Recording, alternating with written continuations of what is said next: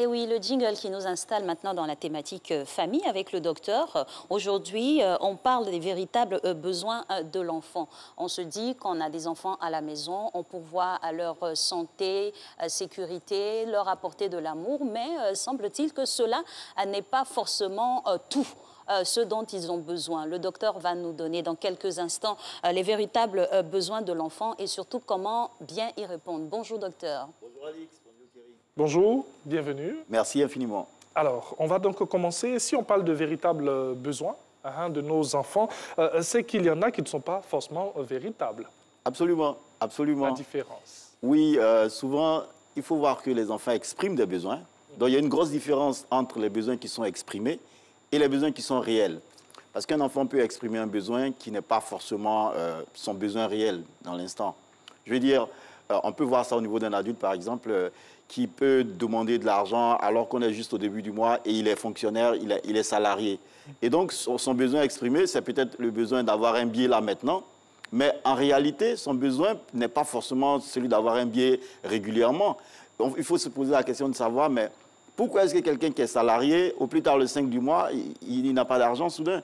Et donc, ça permet de détecter le vrai besoin de la personne qui a peut-être un besoin d'apprentissage de la gestion de ses finances, comme on venait d'en parler ici.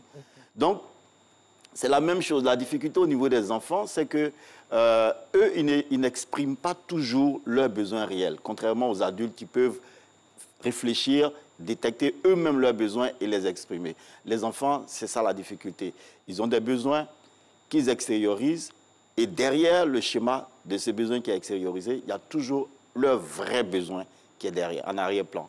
Et il appartient aux parents de détecter ce besoin-là au risque de passer à côté de l'éducation.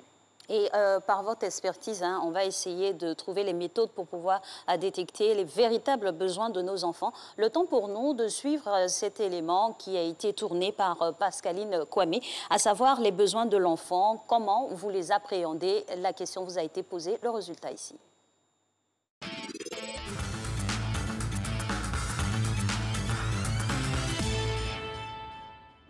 Moi, par exemple, je suis victime du choix de mes parents parce qu'au départ, mon père était un docteur. Donc, il a voulu que je fasse aussi des études de médecine. Bon, j'ai voulu faire, mais je ne suis pas arrivé à ce niveau. Mais quand même, je suis arrivé à un niveau qui m'a propulsé jusqu'au poste de technicien agricole. Mon neveu, par exemple, qui est en classe de... Il a 16 ans, 15 ans, il est en terminale. Bon, il dit qu'il veut faire informatique. Avant-hier, il change, il dit qu'il veut faire, comment on appelle, génie civil. Donc ça, je pense qu'on doit l'aider en regardant leur moyenne de classe. Par exemple, il y a le français. Il peut être fort en français et puis ne pas être fort en maths. Comme il peut être fort en maths, il peut ne pas être fort en français.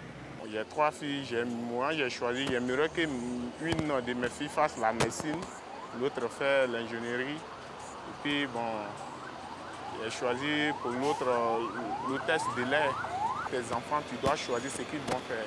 Quand l'enfant grandit avec, si l'enfant grandit avec, il sait où aller et il sait comment s'introduire dans tout ce qu'il a entrepris en même temps à l'école, comme dans les activités. Il est mieux que l'enfant même fasse son propre choix. Que lui, dans sa tête, c'est qui le motive à prendre cette direction-là. Toi, tu vas venir lui dire non, il ne faut pas faire ça, il faut aller faire autre chose. Il n'aura pas la motivation de faire ce que toi tu veux qu'il fasse. Il est mieux de le laisser faire son propre choix. Quand il fait son propre choix, là, il a au moins la motivation de suivre sa branche. Voilà, de retour dans notre studio donc. Docteur, on va décortiquer un peu ce micro-trottoir de Pascaline Kwame. Déjà, quand on écoute ces personnes, on parle de l'éducation, j'ai voulu faire telle étude, mon père n'a pas voulu et tout. On parle des besoins réels. Et à quel moment est-ce qu'il faut être déjà si grand pour parler de besoins? Dites-nous un peu. Ce micro-trottoir me fait un peu rire et en même temps que ça me fait rire, ça me donne toute la peine et ça me fait mesurer l'ampleur de la tâche éducative. Parce que ça montre que les parents, ils sont totalement à côté de la plaque. Ce dont ils sont en train de parler, c'est de l'orientation professionnelle future de l'enfant. Parce que le système éducatif évalue l'enfant, particulièrement en Côte d'Ivoire, dans 2 domaines sur 9, pardon. 9 domaines d'appréciation et on n'utilise que 2 domaines. En Côte d'Ivoire, ici, on est soit scientifique, on est soit littéraire. C'est l'un des deux. Alors qu'on peut être artiste, on peut être sculpteur, on peut être chanteur, on peut être sportif. Il y a plusieurs domaines autres où on peut apprécier l'enfant. Et donc, quand l'enfant ne réussit pas dans ces domaines-là, on le met au rebut, on pense qu'il n'a pas réussi. C'est en général à ces niveaux-là que tous ceux qui sont intervenus se sont arrêtés. Il ne s'agit pas de ça. Il s'agit d'aller vraiment au bas âge. Un nourrisson, par exemple, de 2 semaines, de 3 semaines, qui se met à pleurer, comment la maman elle fait pour savoir le besoin de l'enfant qui est en train de pleurer? Parce que les pleurs ici expriment quelque chose que l'enfant veut dire. Il ne sait pas parler, il ne peut pas parler. Donc il est en train d'envoyer un message à sa mère. Qu'est-ce qu'il est en train d'envoyer comme message? On doit apprendre à le détecter. Si on ne le détecte pas, dès qu'il ouvre sa bouche, qu'il émet un vagissement, tout de suite, la maman elle sort le sein, elle donne à l'enfant en croyant que c'est parce qu'il a faim. Mais son besoin ne s'arrête pas à la faim. Il peut pleurer parce qu'il a sommeil, il peut pleurer parce qu'il a soif, il peut pleurer parce qu'il est fatigué, il peut pleurer parce qu'il est en colère, il peut pleurer parce que son linge est sale, il peut pleurer parce qu'il a un besoin à satisfaire, il peut pleurer pour toutes ces raisons. Donc, comment savoir que c'est pour telle raison précise que mon bébé est en train de pleurer? C'est de cela qu'il s'agit. Quand un adolescent demande, par exemple, de l'argent à son père pour lui dire « Bon, papa, moi, j'ai envie de sortir ce soir », ça, c'est un besoin qu'il exprime. Mais derrière cet état de fait, quel est son besoin réel? Quel est son besoin réel? Si on n'apprend pas à identifier ces besoins-là, on passe à côté de la plaque. Quand, par exemple, l'enfant, il se lève le matin, il est fatigué, il n'a pas envie d'aller à l'école, ça veut dire qu'il y a un besoin qui n'a pas été satisfait. Par exemple, il y a un besoin physiologique, il y a le besoin du sommeil. Si ça n'a pas été satisfait, cela va s'extérioriser par des signes, par des signaux. Il faut que le parent apprenne à les lire. Si on n'apprend pas ça, qu'on est focalisé rien que sur l'étude, on passe à côté. On croit que c'est aller chercher de l'argent et c'est ça qui fait que les parents croient que c'est courir après l'argent pour venir envoyer ça à la maison, c'est ça qui est le plus important. Non, parce qu'ils confondent tout. Courir après l'argent pour satisfaire le besoin de nourriture n'est pas le seul besoin de l'enfant. Il a des besoins bien au-delà de la nourriture. Ça, c'est bestial. Il faut aller au-delà du bestial pour arriver à ce qui est social et humain. Et ce qui est social et humain, ça s'inscrit dans d'autres domaines qu'il faut savoir apprécier. Et justement, ces domaines-là nous intéressent, d'où ce sujet aujourd'hui, et de savoir véritablement comment détecter les véritables besoins de l'enfant et ne pas faire l'amalgame tout de suite sur son orientation, sur son parcours de vie, scolaire notamment.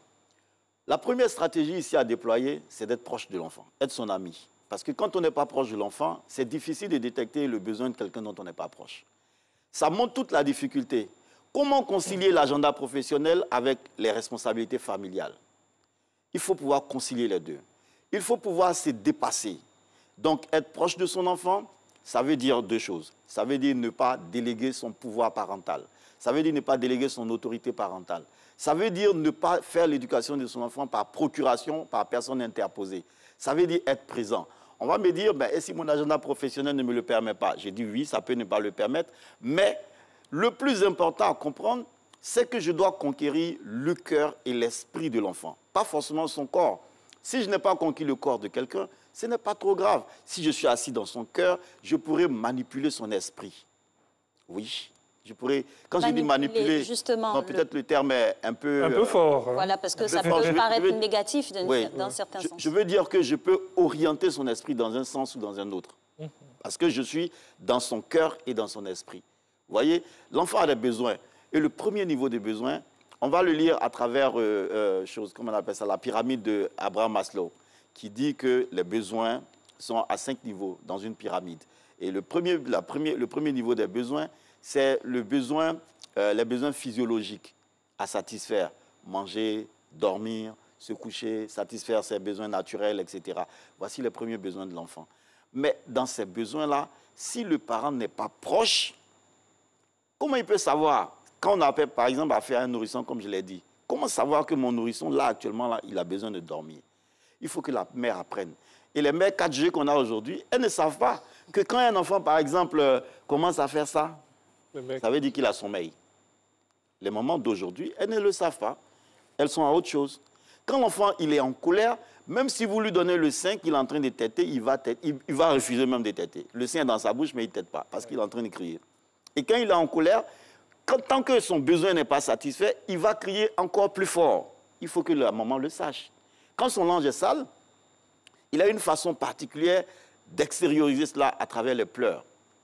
Comme il ne peut pas, par exemple, quand il grandit un peu, il a 2 ans, 3 ans, et il est, par exemple, au niveau de la maternelle, mais la petite section, par exemple, il ne peut pas forcément tout dire.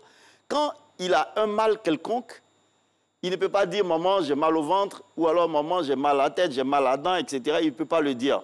Donc, son corps parle. Il faut savoir détecter le message du corps. Quand vous le déshabillez, quand vous le touchez, son corps va chauffer. Il va faire une fièvre et la partie qui est concernée sera beaucoup plus chaude que toutes les autres parties de son corps. C'est des choses à savoir pour pouvoir détecter son besoin. Si vous êtes une maman, par exemple, ou un papa qui délègue toute son autorité, tout son pouvoir d'éducation, qui éduque par procuration, ce sont des choses que vous ne saurez pas lire, ce sont des choses à côté desquelles vous allez passer, parce que votre nounou, elle ne connaît pas forcément toutes ces choses-là. Donc, il faut être présent. Non seulement être présent, il faut actualiser ses connaissances. Savoir que quand on est un père ou une mère, on doit être au fait des choses concernant notre enfant parce que c'est un métier dans lequel on s'engage. Donc, il faut apprendre. Oui. Et il faut, enfin, être très à l'écoute de l'enfant. Quand je dis être à l'écoute de l'enfant, excusez-moi, c'est ne pas satisfaire le besoin que nous détectons, voulons pour l'enfant, mais détecter le besoin qui est caché derrière celui que l'enfant exprime. C'est dire quoi? Un enfant qui vient, par exemple, qui dit papa, en tout cas, regarde ma vidéo, je suis sur Facebook, et il s'exhibe sur Facebook. Derrière cet exhibitionnisme que l'enfant fait, il se cache un besoin réel d'estime. Très souvent, quand on fouille la vie de l'enfant, on se rend compte que c'est un enfant qui est très souvent pas suffisamment estimé. Donc, il fait de l'exhibitionnisme pour qu'on le voit, qu'on l'apprécie. Il a besoin de ça. Quand vous fouillez la vie de l'enfant, vous vous rendez compte que dans son entourage, c'est un enfant, très souvent, il est brimé, il est mis au rebut, il n'est pas très écouté, il n'est pas suffisamment valorisé et tout. Donc, ce sont ce genre de besoins. La technique ici, c'est quand le besoin est ressenti par l'enfant, on ne va pas s'arrêter à ce qui est exprimé.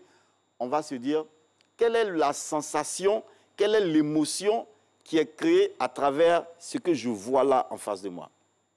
Un enfant qui est par exemple apeuré pour rien, on ne voit aucune raison qu'il ait peur. Ça veut dire que son besoin de sécurité n'est pas satisfait. Il se sent dans l'inconfort, il n'est pas très à l'aise là où il est. Donc, ça s'extériorise par la peur. Donc, savoir lire les émotions, les sentiments de l'enfant, voici quelques techniques qu'on peut donner aux parents ici pour détecter, en fait, les réels besoins de leurs enfants. Merci pour tous ces conseils-là. Donc, on va revenir un peu sur certains points que vous avez eu à évoquer. Plusieurs étapes de la naissance jusqu'à l'âge ado ou à l'âge adulte. L'enfant grandit, il peut s'exprimer, il peut dire ce qu'il veut, il peut avoir des besoins, même quand il part à l'école et tout. Moi, j'ai envie de rester sur certains points et vous demander quelle est l'avis de qui compte le plus dans certains choix lorsque l'enfant devient même ado? L'enfant, c'est vrai, il extériorise des choses. Il dit des choses. Et dans ce qu'il demande ou qu'il extériorise, le père ou la mère doit être capable de distinguer ce qui est bon pour lui. Ça, c'est déjà le premier exercice qui est assez difficile et délicat. Mon enfant veut une chose, mais est-ce qu'il est bon, qu'il est bienséant que je lui donne cette chose-là? Mon enfant, il est là, je suis à la cuisine avec lui, il voit un couteau, il a envie de jouer avec le couteau. Il exprime ce besoin-là. Est-ce que moi, adulte, je dois lui mettre le couteau entre les mains? Ça, c'est la première difficulté. Donc, il faut que le père ou la mère ait un niveau de jugeote assez sérieux, assez solide pour pouvoir voir ce qui est dans la sécurité de l'enfant, ce qui est dans le bien-être physique et mental de l'enfant, ce qui est dans son bien-être social et émotionnel. Il faut que le parent sache faire ce distinguo-là déjà. Donc, on ne va pas seulement s'arrêter à ce que l'enfant exprime comme besoin, mais on ne va pas aussi s'arrêter à ce que nous voulons comme besoin, que nous voulons comme réalisation pour l'enfant. Parce qu'on peut vouloir des choses qui sont largement au-dessus de la capacité de l'enfant, en termes de développement et de maturation psychologique. On peut demander à un enfant, sans avoir mesuré, par exemple, sa maturité psychologique, on peut demander à un enfant de faire un exercice qui est largement au-dessus de ses moyens. Je veux dire, on regarde son âge physiologique, on se dit, bon, il a 6 ans, il a 7 ans, il devrait être capable de résoudre tel problème. Mais on lui donne le problème, on se rend compte qu'il n'arrive pas à le résoudre. Ça veut dire qu'il y a un problème. Maintenant, si on ne recherche pas ce problème pour le résoudre, on va s'attarder sur le fait qu'il a 6 ans, il est au CP2, il devrait pouvoir répondre à une simple question comme 2 plus 2 égale à 4.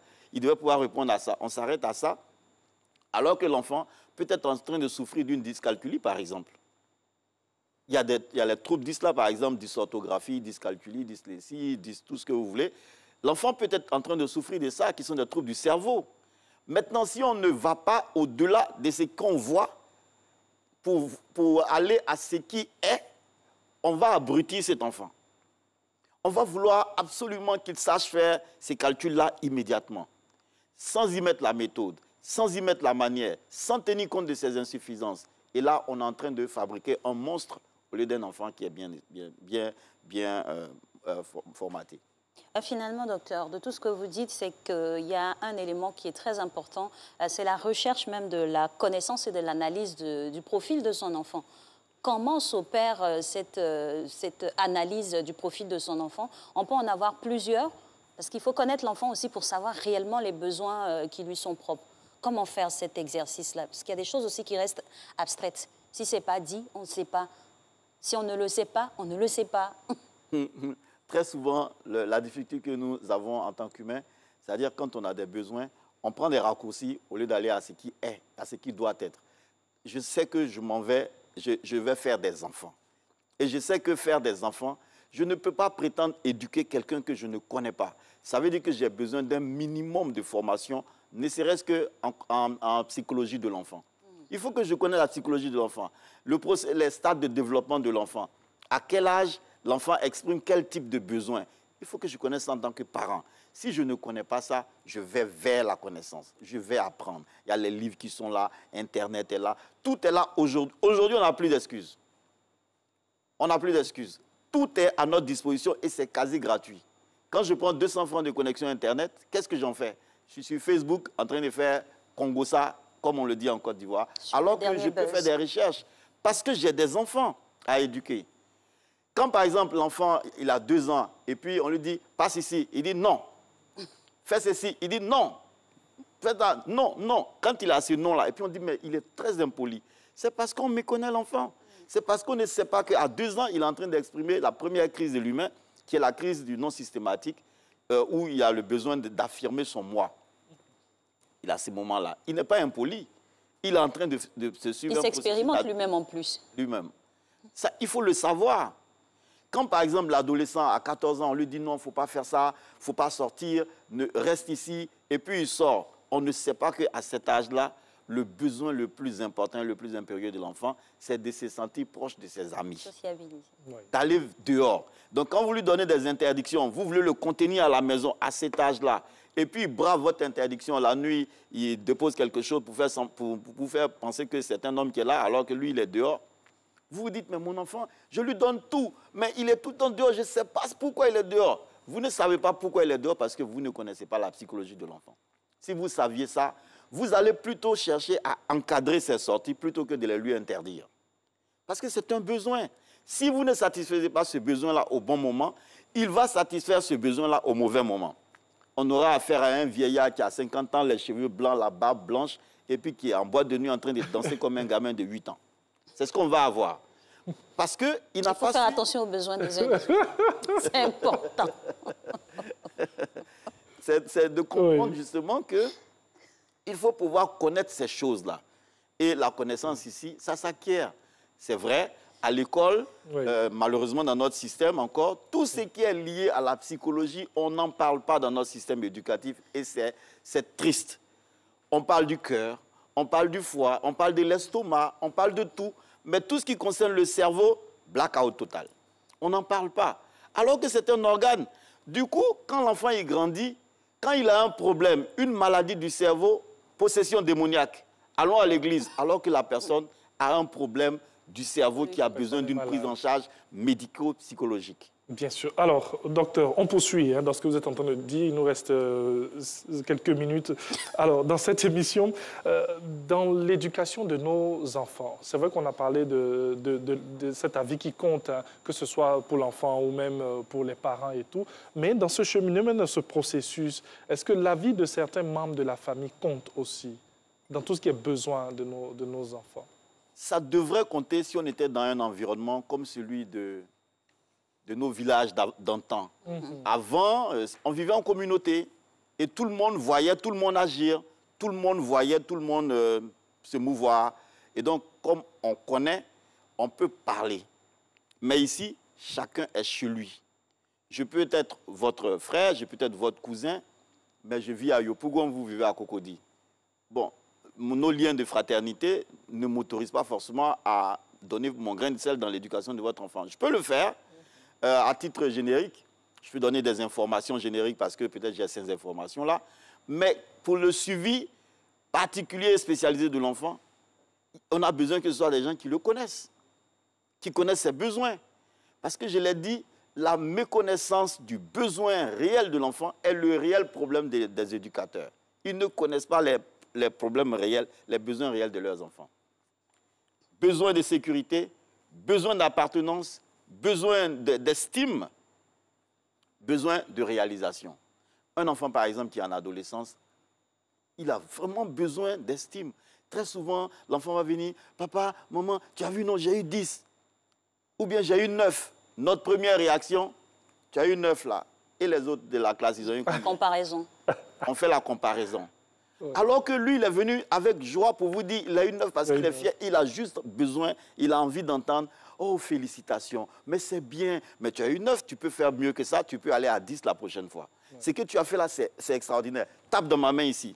On peut faire ça. Mais nous, quand l'enfant vient et dit, papa, j'ai eu 8 de moyenne, on dit, tu as été quelième. Pourquoi? Parce qu'on veut juste établir la comparaison. Et on fait ça, on a ce comportement sans savoir les effets pervers de ce genre de réaction sur l'enfant, sur sa psychologie. On ne sait pas que dès la préadolescence, le besoin le plus important de l'enfant, c'est le besoin d'être valorisé. C'est en ces moments-là, on lui dit, mais toi, tu es excusez-moi le terme, tu es un imbécile, tu es un vaurien, toi, je ne sais même pas où tu vas arriver avec ces façons de faire. Si vous lui dites ça, à quel niveau voulez-vous réellement qu'il arrive? Il va vous satisfaire, hein? Il va devenir un délinquant.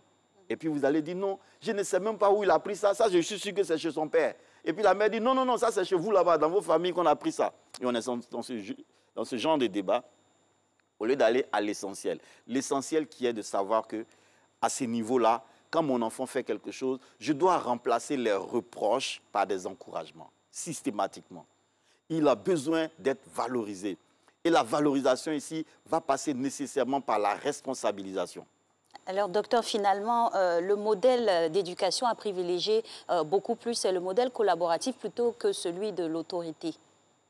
Il n'y a pas de... Bon, c'est vrai qu'il y a plusieurs modèles, mais il faut faire un mix de tous ces modèles-là en fonction de la personnalité qu'on a en face de nous. Il y a des enfants qui ont besoin d'un leadership autoritaire, et il y a des enfants qui ont besoin d'un leadership directif, d'un leadership de coach, d'un leadership enfin, plus flexible et tout ça. C'est de savoir qu'il faut moduler les choses en fonction du profil de l'enfant. Quel est le profil de l'enfant que j'ai en face de moi? À quel stade est-ce que je suis avec l'enfant? Ce sont ces choses-là qu'il faut privilégier. Et non pas s'arrêter sur des schémas classiques et tout. Non, il faut faire un mix. Il faut surtout savoir lire l'enfant. Merci beaucoup au docteur Frédéric Zabidjo qui, avec cette conclusion, eh bien, appelle la pluie. Voilà, on sent hors de ce studio. Donc, merci beaucoup à vous. Ce qu'il faudrait comprendre, c'est que tout est dans la manière et il faut prendre conscience du changement lorsqu'on devient donc parent. Merci beaucoup à vous. Merci. Excellente journée. Et Alix, on a terminé pour ce mercredi. Voilà, même si après le générique, on va rester un peu dans ce studio. Voilà, mais bon, pour vous aussi, hein, indique qu'il faut faire attention. Comme vous avez pu le constater, il va pleuvoir, sinon qu'il pleut déjà. Restez couverts, protégez-vous, restez à l'abri. Et puis on se revoit demain, Dieu voulant, ici. À demain. Ciao.